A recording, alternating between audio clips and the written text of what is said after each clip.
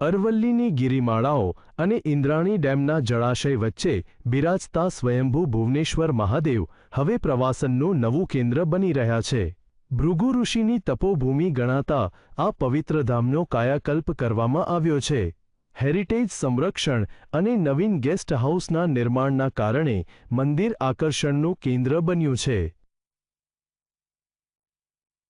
અરવલ્લી જિલ્લાના ભિલોડા તાલુકામાં ઇન્દ્રાણી ડેમના જળાશય મધ્યે સ્થિત સ્વયંભૂ ભુવનેશ્વર મહાદેવ મંદિર, જે ભવનાથ મંદિર તરીકે પણ ઓળખાય છે, તે લાખો ભક્તોની આસ્થાનું કેન્દ્ર છે। આ પવિત્ર સ્થળને પ્રાચીન કાળમાં ભૃગુ ઋષિનો આશ્રમ માનવામાં આવે છે। યાત્રાળુઓની સુવિધાઓમાં વધારો થતા અને વારસાના જતનને પ્રાધાન્ય મળતા આ પવિત્ર ધામ એક ઉભરતા ધાર્મિક પર્યટન કેન્દ્ર તરીકે વિકસી રહ્યું છે। અહીં કુદરતી સૌંદર્ય અને આધ્યાત્મિકતાનો અદ્ભુત સમન્વય જોવા મળે છે। આ ધામમાં પ્રતિષ્ઠિત સ્વયંભૂ શિવલિંગ બિરાજમાન છે।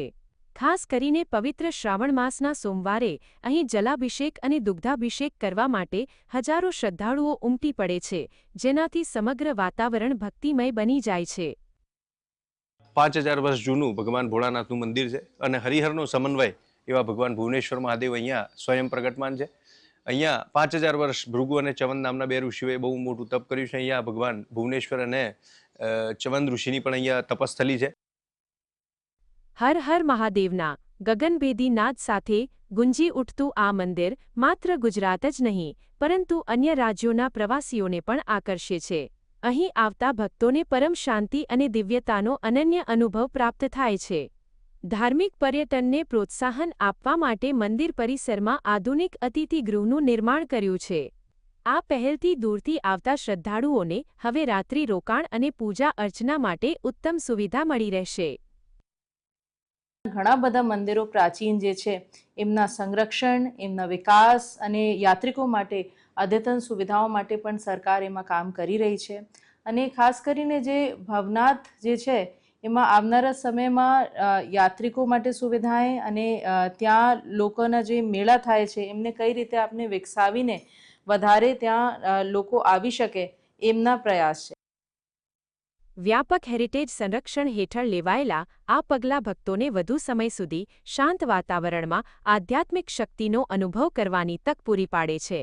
આધુનિક સુવિધાઓ સાથે મંદિરની પવિત્રતા જળવાઈ રહે તેનું ખાસ ધ્યાન રાખવામાં આવ્યું છે। એ જે ભૃગુ કુંડમાંથી એની મિટ્ટી જે માટી આવે છે એ ગુજરાતી ભાષામાં કહું તો કોડ થયા હોય, વ્હાઇટ સ્પોટ આવે શરીર પર, એ માટી લગાવવાથી એ સ્પોટ દૂર થતા હોય છે। અહીં ઘણા લોકો લીંબુની બાધા માનતા હોય છે અને બાળકોની ચૌલ ક્રિયા, મુંડન વિધિ પણ અહીં થતી હોય છે। આ ઉપરાંત જળાશયની વચ્ચે આવેલા મંદિર સુધી પહોંચવા માટે બનાવવામાં આવેલા માર્ગની સુંદરતા જોઈને શ્રદ્ધાળુઓ મંત્રમુગ્ધ થઈ રહ્યા છે।